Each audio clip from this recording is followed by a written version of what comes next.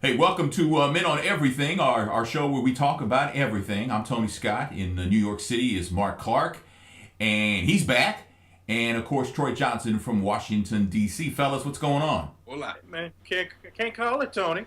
Can't call it, dog. What's up? Mark looks dapper today, doesn't he? Look at him. He's got the collar. He's got the collared shirt and the hand stitched jacket on, and he's got the Pocket square.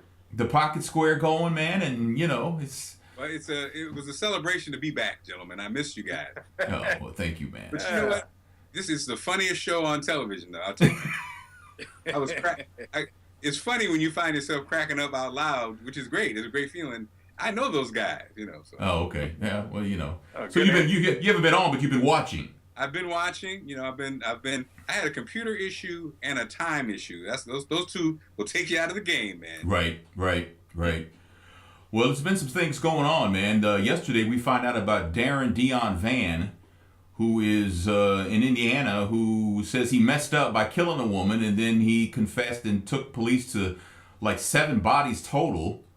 And they say there may be more bodies. He says there may be more. Yeah, and he apparently is relishing in his infamy because he's famous for the wrong reasons. But he apparently, I know his ex-wife's son was on CNN this morning, and Ashley Banfield on CNN says this is his stepson. And when he got on, he goes, "I'm not his stepson." I was like, "Whoa, dude, pump your brakes." But he says that Darren Dion Van, it was always kind of creepy.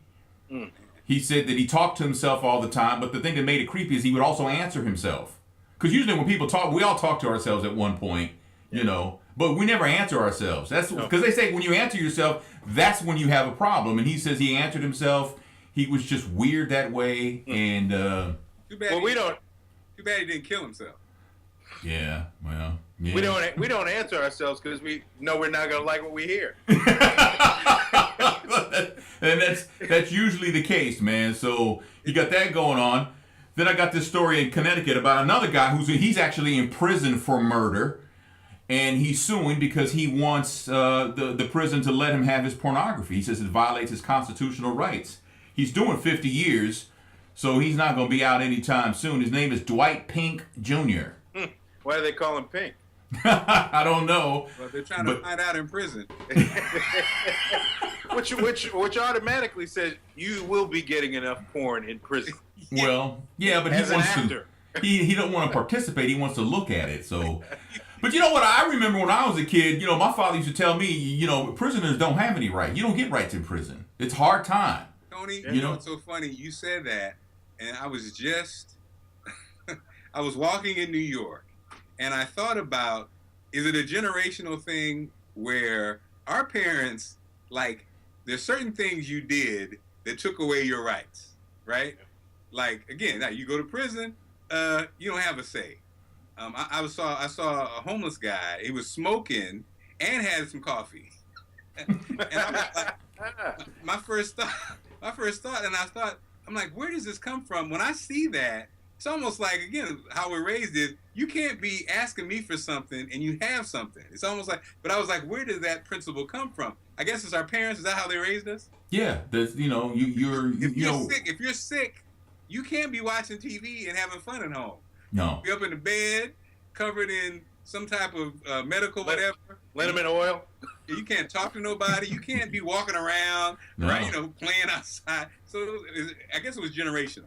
Well, I mean, yeah, because when I was coming up, when you called in of work, you didn't even go outside to get the mail. You were required to stay indoors, whether you were a child or an adult. You're sick. It's a quarantine kind of thing. Now you call in from work, and you'll make a quick trip to Chicago and come back. You're still sick, and you may be legitimately sick, but the world goes on, and that's where the thing is now, because the world moves so fast. We really don't have time to be sick. Oh, we can take off from work. But there's still other things we got to do. We got to pick the kids up. We got to go by and get something for dinner tonight. We got to go and pay the bill before our lights get turned off. So we have these things that we have to keep doing. The world moves so fast now.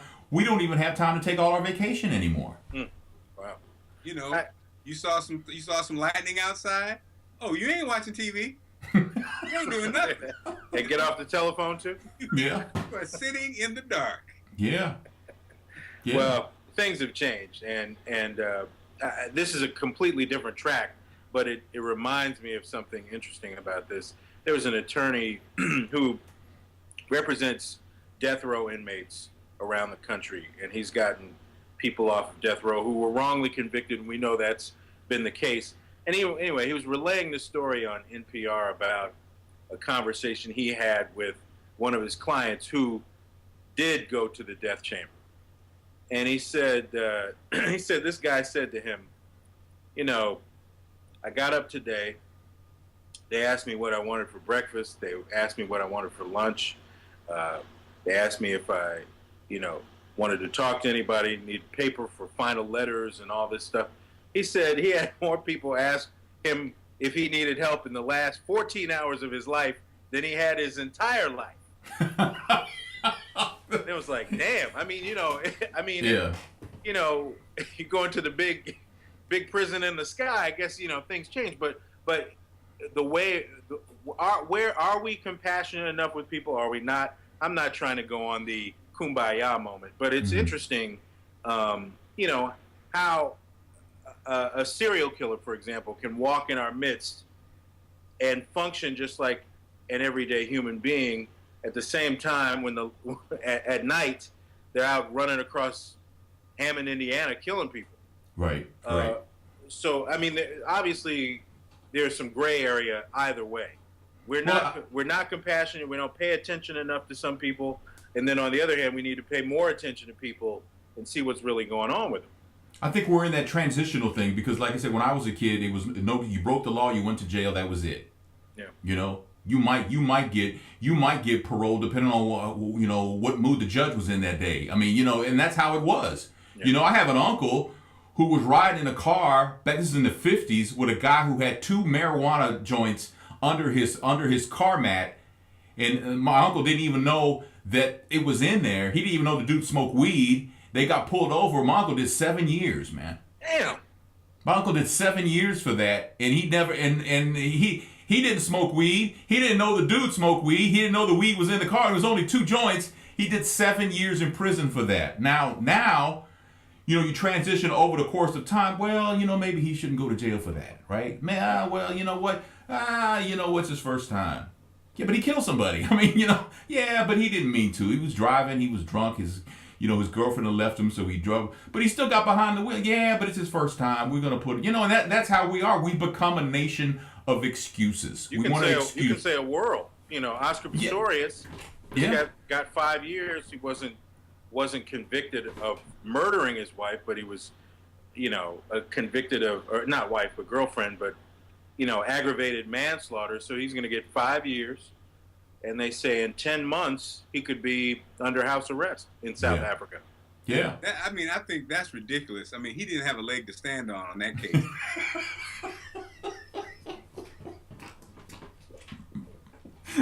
This is what we're gonna do with him, man. That's how we're doing it. That's a see. We missed him, man. We missed that. So. Yep. But like I said, it's every time something goes wrong, and then people. I remember when I did the radio show.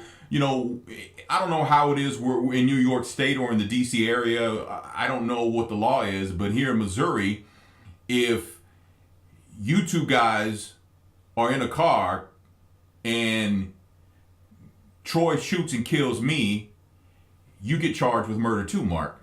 Damn. Because you were with him. Wait, was that? You were with him, so you get charged with murder also. In Missouri? In Missouri. That happens. That's in several states. I don't know all the states. But now, personally speaking, maybe because I'm from another generation, I don't have a problem with that.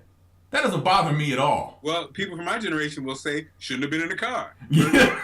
Together, right? You know? Hardcore when it comes to that. Yeah. I got, speaking of consequences and speaking of the effects of maybe not having or not caring enough, Troy, as I saw last night, you mentioned one of the African-American suspects for serial killing, and then there's another case here, or is it in Virginia, Troy, the brother with the dreads? And so as I watched that, and you see, we always joke about you don't see African-American serial killers. Well, you're seeing them. What I thought about, guys, is, when you talk about the inner city and you talk about these kids, this generation of black men and people of color and poor people, poor people who nobody cares about because they're poor and you're not poor. We think it doesn't affect us. Guess what? It does affect us. Sure. And these kids, regardless of race, the people, the forgottens, and the kids of the forgottens end up being these people who, because they were forgotten and nobody asked them, Troy, how are you? And cared about them and gave them good schools and gave them health care and gave them food, they grow into men who are heartless and who have no soul. And it's a cycle, Mark. It goes around and it keeps going round and round. I spoke about this on my podcast last week that, I have a cousin who was like a brother to me, and his life didn't turn out as well as he probably wanted to. He passed away a couple of years, but he has a son who has been in and out of the penal system, and about a month ago, he and his nephew got caught breaking into a house next door to a cop. And so the cop comes over and catches them, and my cousin who's been in the penal system, he's on parole and he's got a gun on him. So there was a struggle over a gun. The gun went off. Nobody got shot. But it's that same cycle, right? He and so my second or third cousin, who's 20 years old, now he's looking at time because he's being charged. He didn't have the gun. My cousin did, my second cousin. But the younger one's being charged because he was with him in the commission of armed robbery. So he's getting charged with armed robbery too. But it's that cycle. And until we figure out a way to put a wedge in that cycle to stop it from keep coming around, man, this is going to happen. And I'm talking about this is going to happen 2 or 3 generations into the future, man, unless we figure out what to do. It starts with caring, number one. And number two, Tony, I'm going to ask you to step down because you come from a family that's kind of out of control. Jonathan Clark a call. So we can't really be associated with Tony Scott. Well, but I mean, we all have those family members, and you don't. I mean, and now because, like I said earlier, the world goes so fast. A lot of us don't have time to mentor like we should, but we just don't. I mean, the world's going so fast. I got 2 jobs. Wife's got a job. We got kids. We come home. I got to raise my kids. I don't have time to be mentoring, and that's where we are now. And until we figure this out, it's going to keep happening. The other side of that is the people who have never had that experience in their life, who don't know what it's like to struggle, who don't know what it's like, to have to fight for every damn thing in their life. That's not their reality. So they have no sympathy at all for people who have to go through this because that's not their life. They cannot relate. But you know what? It is, there's a cause and effect in all of this. And, we've seen movies like Crash that depict that, situations where you don't think this person is going to ever come in contact with you. Right. You have neighborhoods that are separated by race, unfortunately, in the United States. You have socioeconomic issues. You have people who we just have not meshed as a society in a lot of regards. And you have systemic issues that really do come down to, in a lot of cases, how do we make sure that the least are taken care of? Right. And there's a unwillingness to really drill down and fix those problems in this country. I think some people would say that legitimately. And it's the same. It's the same in other parts of the world as well.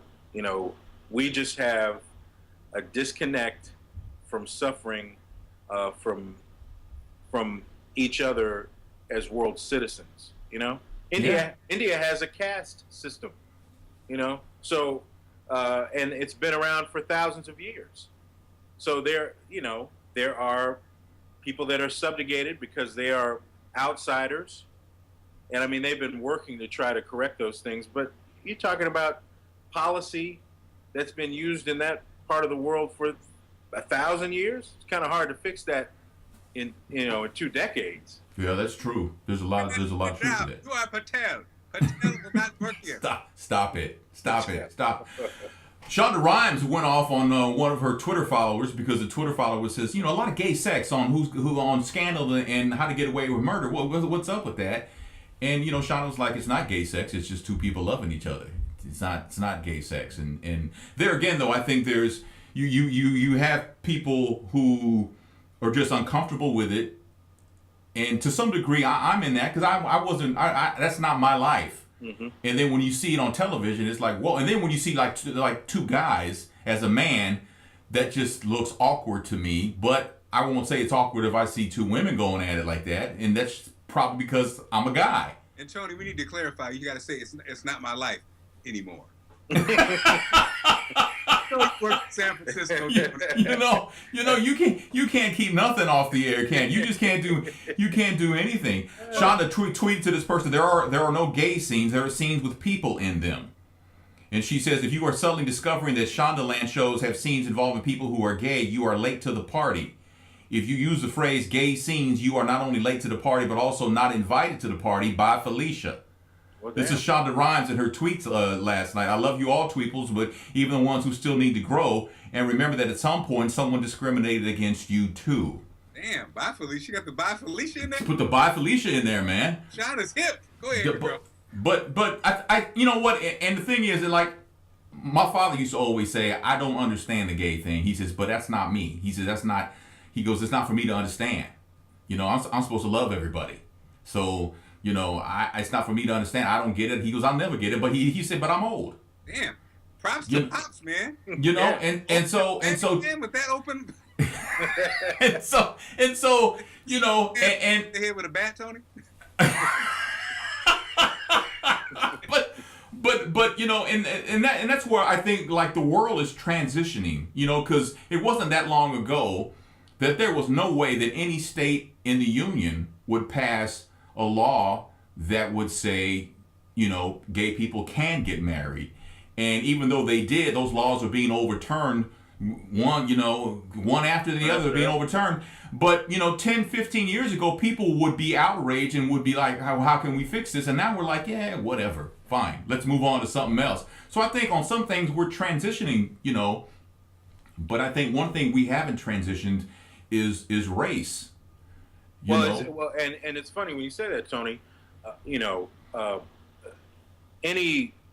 I shouldn't say any, but a lot of minority groups, not just racially minorities, but minority groups have used the blueprint of the civil rights generation to move their agendas. Mm-hmm. Now, like you said, we have, equality in marriage. We have equality with women in the workplace, but the tone was set by the civil rights movement, by the Dr. Kings and others like that. But it is interesting that while we're making these strides, ones that would make Dr. King happy, it has been a leapfrog. Mm-hmm. The Hispanics in some cases have leapfrogged over African Americans. Gays have leapfrogged. Arguably. Yeah. Women have leapfrogged. So you're right. We're correcting a lot of the issues in this country, but then again, there are quite a few that aren't getting addressed for some reason. Well, there was a university here in Missouri who the students decided to have a protest, and they had it, and there was a couple things that happened. But I was reading some of the dialogue online of people going back and forth, and one guy says a couple things that he said that he got called out on, and it made me think, wow, we really haven't really gotten far. We've made advances, but we haven't gotten far because he said to the effect, he says, you won your rights, let's move on. But why did African Americans have to win their rights? They were born with these rights. They were born in this country with these rights. Why did they have to win them? You didn't have to win them. And the other thing is, his thing was, and he said this: if we stop talking about racism, it'll go away. No. And I was like, wow, wow, that's the disconnect, Mark. Right, and I think the problem with African Americans, to be honest, is there are African Americans who feel that same way. See, I think, a movement has to be supported by those who support the movement, right? And I think African Americans hop in and hop out when it comes to this movement. We're not clear on what we want. One of the techniques that people who are fighting for their right use, when somebody says something wrong or out of line, then everyone has to express their displeasure and unhappiness with it and not stand for it. Black folks don't do a good job of that because black people will quickly say, and a black person will say it, hey, we're not monolithic. We all have different okay, right. So if that's the case, you really can't have a movement if you're not monolithic because we're fighting for the same cause. So I think we have these mixed messages. Some people don't want to talk about the race issue. Black people will say that. I don't want to talk about it at work. I don't want to talk about it. So therefore, it takes away the power of the discussion.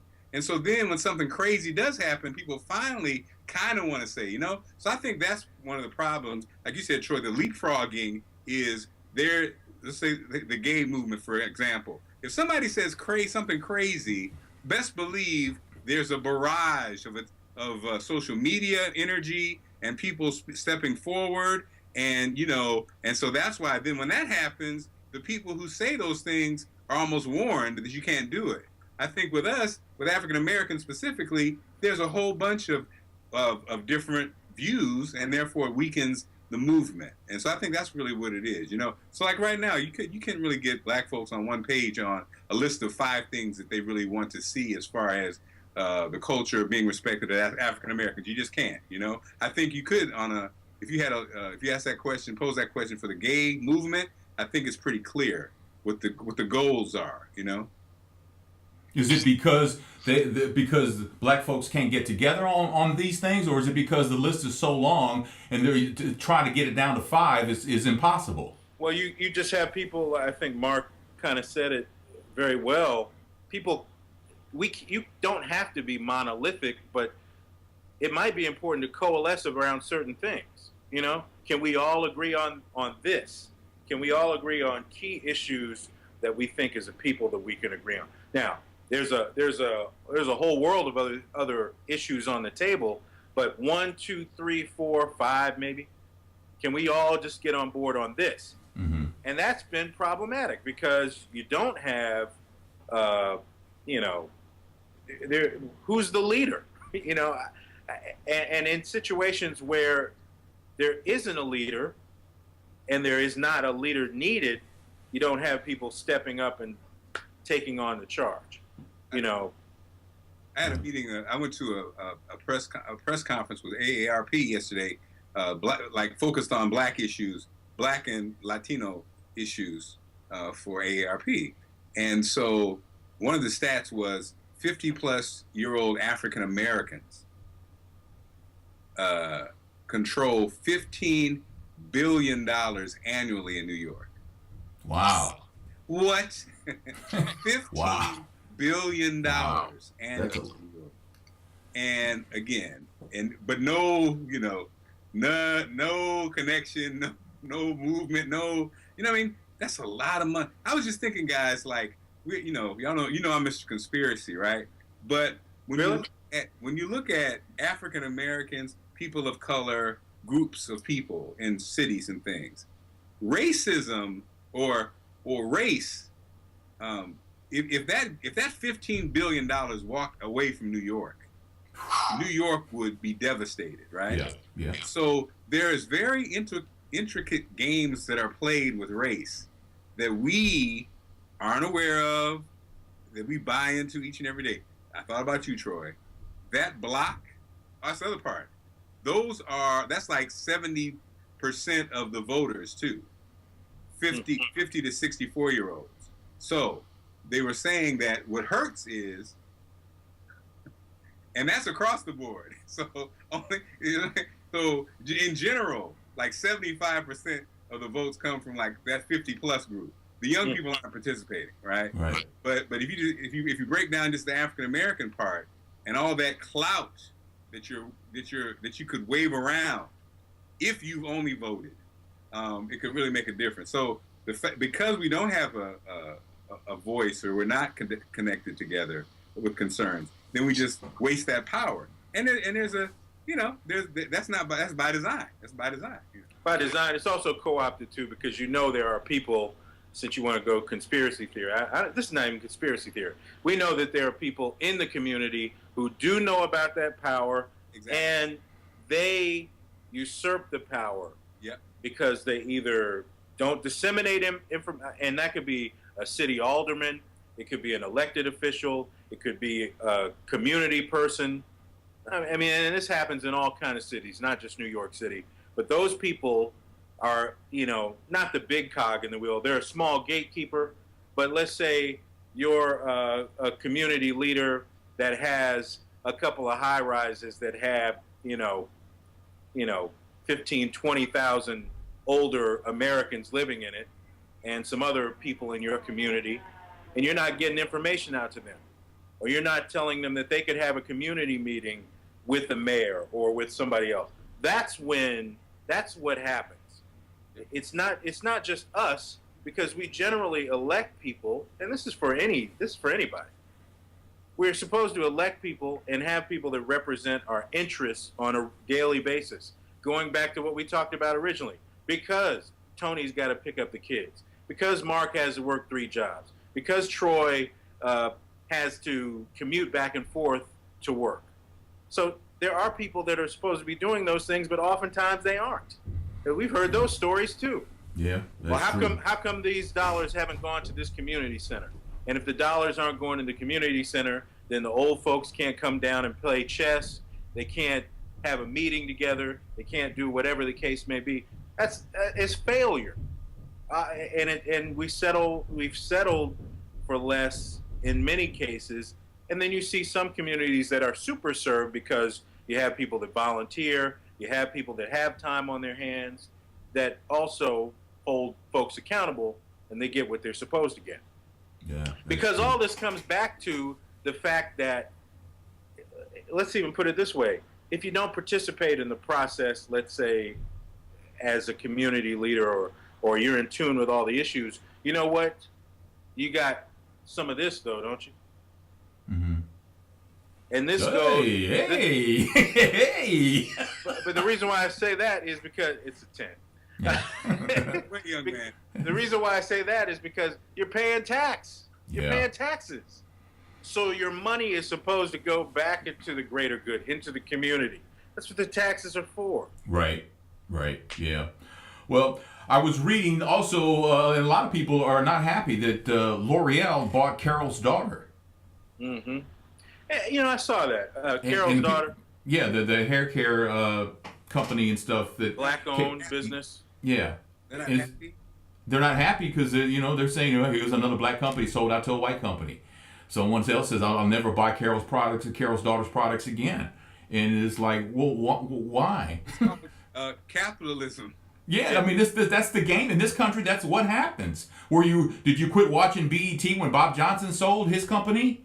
Well, yeah, you may have, but I mean, the point is that that's you're allowed to do that, and you shouldn't be criticized. I guess people feel like they abandoned them, but L'Oreal says, we're going to own them, but we're not going to change anything. Now, whether that's true or not, I don't know. We are back to we talked about, guys. We don't talk about business and capitalism when we really should.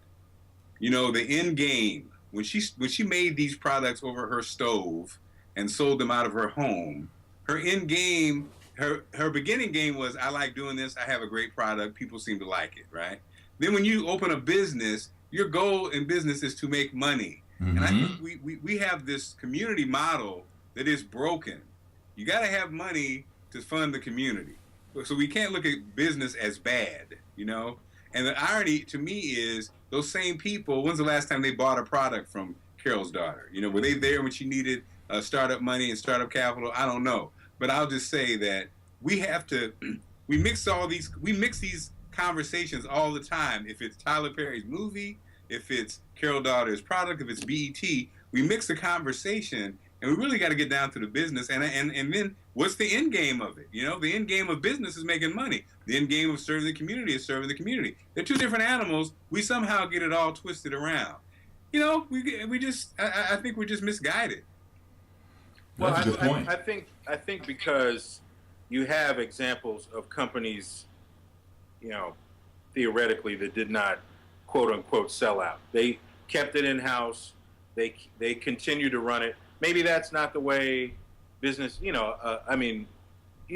Ebony Jet, for example. I mean, they stayed family owned. They stayed in their realm, and they were able to create their own empire without having to sell to Time Magazine or the Chicago Tribune or somebody else. They were able to maintain it themselves. And there are just very few examples of that. Carol's Daughter might be a different case, though, because I think maybe people feel like, if this is a product that you grow up using, there are a lot of women that enjoyed their products. Maybe they felt like it's not going to be the same because big company A owns it. And to be quite honest, their concerns may be correct. It's not. I mean, so you got to be upset about that. With Budweiser ain't the same because it ain't made in St. Louis. Well, it still is, but I get your point. I think there's something to that. Yeah, you're actually Troy, you're right on that. From the standpoint of, you're right. The quality of the product will probably be worse because big companies cheapen it and they say they're going to make it the same way, just like Tony said. But I mean, the other side of the problem with this whole corporate situation is we're constantly bombarded with advertisements about what this is. It's all natural. It's all BS because of what you said. Because people are in it, corporations are in it to make money. But there are companies that make natural products, natural foods. You don't have to sell out completely to be a successful company. That's a choice. It's a corporation's choice to operate the way they want to. How you're going to make a profit? How much of a profit do you want to make? If you want to maximize your profit by driving down cost, shipping stuff off to other countries to have people that aren't going to get paid as much to do it, and then cheapen the quality of the products that you use to make the final product, you can do that. Just because this corporate doesn't make it right. Or you can be like other corporations that decide, we're going to grow our own vegetables. We're not going to use a big slaughterhouse to use the cuts of meat that we use. We're only going to do this on our own. It's a choice. And I think the message for people should be, it creates an opportunity. If you want that natural product, create it yourself. Because like you said, Troy, I think we want to project on other people's lives. Carol's Daughter made the moves that she had to make for her brand and for her product. If you want something different, this creates an opportunity for you to make a Carol's Daughter, better. Like my numerologist or my astrologer, she makes this great soap that she brings to me every Tuesday and Thursday. It's like Carol's Daughter. It's very great. It's great. There's always opportunity if you're not happy with Carol's Daughter.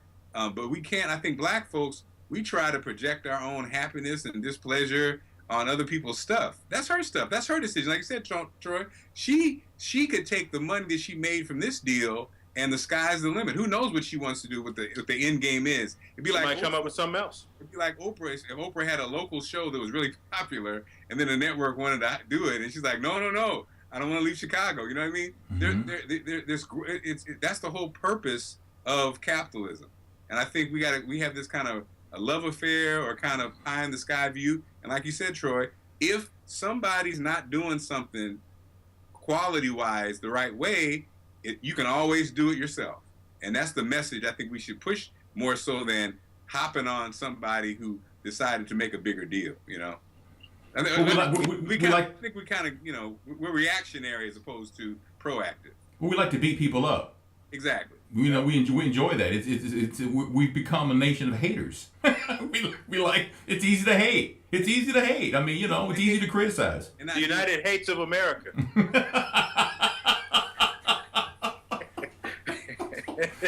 and we'll leave it right there. So, United Hates of America. See, You put that. You need to patent that one, man. You need to get a copyright on that one. Yeah. Yeah, that's a good one. That's a good one. All right, see now, stop. We ain't gonna do nothing. That's a $1 seller. Well, is it? Thing. Yeah. All right, I'm gonna keep that in mind.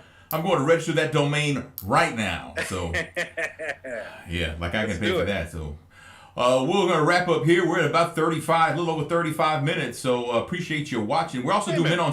Huh? I got one more before we go. Okay, go ahead, man. What about the movie Dear White People? Anybody see it? No, have you seen it? I did see it. Okay. I did see it. I thought it was interesting.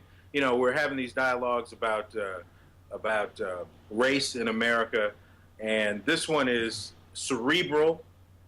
You know, it's got some funny moments, but it kind of reminded me of, and I don't want to tell the storyline or anything like that, but it reminded me. I don't want to put it on par with a Spike Lee movie, but you know, when you remember movies in the 90s, and not just Spike Lee movies, there were movies that got to a real core issue and talked about it in great detail, really unraveled it and tried to find the storyline. You haven't seen that in a long time. No. Thanks to Tyler Perry. But I'm just saying, you haven't seen that in a long time. Something, you know, a real brain twister. And this one is kind of that way. I think a lot of people, it might almost be, you know, I was in a theater, and there weren't a lot of people in the theater, and when those real cerebral moments came, it was awfully quiet. Yeah. You know, so I don't know if everybody can grasp everything that's going on, but you might need a little cliff notes before you go. But it's an interesting movie. I'm interested to see how people react when it really, you know, when folks really start getting out to see it. I got to see that. And also, we didn't touch Ebola, but it's best not to touch Ebola, I guess. That's what's don't touch it. Well, I read yesterday that the Pentagon has come up with these Ebola squads. It's a group of 30 people, 5 doctors, 20 nurses, and 5 trainers. That if there's an outbreak somewhere in the country, that they will be dispatched to that area to, you know, fix it, get it together, whatever word you want to use. It's gonna be like Criminal Intent without Shamar Moore. Gonna hop a jet. Criminal Minds. Criminal Mind, yeah. Yeah. Man. I would say this about Ebola conspiracy. So hold that up. Thank you. Yeah, you sent me that article. It's on my to-do list to read and all that. And classic. It's a classic, Mark Clark. Yeah, it's a classic. It has all of the finer points of my conspiracy. Yes. Conspiracy. I know we're way over time, Tony, but you know, and the one other thing, the Darren Wilson, Michael Brown shooting in a development. Yeah. Blood was found in the car on the uniform of Darren Wilson and on his gun, and the blood was Michael Brown's. Yeah, but I'll say this: we learned in the OJ trial that police are not above planting evidence. I mean, police in LA have never been able to explain how that blood got on that back gate, that blood that had that chemical in it that only gets on the blood once it's put in one of these evidence tubes. So how did that blood get this? So they've never been able to explain that. They hum and haw every time it was brought up. I'm not saying OJ is innocent or guilty. I'm just talking about the fact that there apparently was some blood planted in that case 20 years ago. Here, I mean, and then some people here locally are saying, okay, what does that have to do with Michael Brown being shot? And I think what it has to do with goes to maybe Darren Wilson's state of mind. You know, and to me, a couple things. Darren Wilson apparently was leaked information, whether it's true or not, I don't know, but supposedly he said that he feared for his life. So anybody who fears for their life, why do you chase someone you're fearing? If you fear for your life from that person, why did you go after him then? Why didn't you get backup? I never known when it got that serious that you didn't call for backup? Nothing? I mean, Michael Brown walked away. Whatever happened in that car, Michael Brown turned around and walked away. And you didn't call for backup. You went after him and shot. You shot a man you feared. I don't understand that. I need answers to those questions. And there's a lot of people who are saying now, and I don't think it's fair to say that there's not going to be an indictment because all this information is starting to trickle out, and people in this area, St. Louis area, are really fearful of what may happen if there is no indictment. And it's still a couple of weeks away, isn't it? Yeah. Yeah. Well, I mean, it could come at any time, but yeah, it's supposed to be wrapped up by the middle of next month. So I don't know exactly, where this is going to go if there is no indictment. And, a lot of people are calling for, Bob McCullough should have stepped aside a long time ago, the prosecuting attorney, because of his close ties to police. And yet he refused to step down. The governor wouldn't tell him to step down. And that's been a real sore spot here, because you feel like because of his closeness and what a lot of people feel is his inability to be objective and be unbiased, that the fix was in from day one. Wow. So it's starting to get a little tense around here, man. The closer we get to November, there are protests going on every night still. And it's you start to feel a little bit again, and the police release video of what their perspective is from having to take this abuse from these protesters. And I'll say, if you look at it from their perspective, yeah, but you're talking about getting verbally abused. They are getting cussed out. They are getting all kinds, they're getting called all kinds of names and all that, and yet they're doing nothing, But on the other hand, the protesters are saying, well, that's been happening to us for my whole life. So welcome to my world. So there just needs to be something done, and something done. If he's not going to get indicted, and if a lot of people say the city's going to burn, we need to get to it and get it over with, because this is crazy. This man should have been charged with murder a long time ago. And then some people say they're saying that they are not necessarily pro Darren Wilson, but they're pro police. And and I think that's a really fine line right now. That's a really thin line, because given the emotion and everything that's going on here. And to say you're pro police, just like those idiots that raise the money. This to me speaks to, again, how far away we really are. If you as a human don't understand how in this very volatile situation, to say you're pro-police, what are you saying? You're for law and order. Yeah. Well, what are you saying? You know what I'm saying? It's a code. It's a code. No human being with common sense is against people. Is against law and order. Mm-hmm. I'm pro. That's ridiculous. You're picking a side. You're saying, I don't support that black guy. I support the way things should be, which the police represent. And that's a signal. It's almost like Troy, we started this conversation about that race piece, and that's what we're talking about. These codes that people, you say something without saying something, and it's just, I got to tell you, living in Missouri, Virginia, Mississippi, these places still have the same ghost that haunts the conversations and the intent of the people. I'm for the police. What are you talking about, man? Who's against the police? We're against the injustice. That's what people are against, injustice. But I'm for the police. So that's the kind of stuff that And again, you're driving around, you do these things, and it just drives you crazy. You try to be cool, you try to be, objective on everything, and it's very frustrating. Well, all right, then we will officially leave it right there. Then, so we are Men on Everything. We do Tony. No, we do a show called Men on Scandal, where we recap every episode of Scandal. Last week's episode of Scandal was ridiculous. Yeah. Looking forward to this week, so look for that towards the end of the week. So good job, guys. I was looking at that like, ooh, it's gonna be a ooh. Yeah, you killed it though. You killed it. You hit every point. I was like, we're doing our best, man. We're doing our best. So that's right. How self-righteous is Fitz though? How self-righteous is this? Yeah. Well, yeah.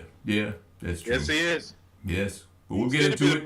Like the president. We'll get into it coming up later in the week, so look for that at menonscandal.com. If you haven't watched the latest recap, you can do it there. All right, thanks for watching, subscribing, that kind of thing. Appreciate you so much. In New York, that's Mark Clark. In Washington, D.C., that's Troy Johnson. I'm Tony Scott, and In we'll St. see you Louis. in St. Louis, in my basement. We'll see you next time.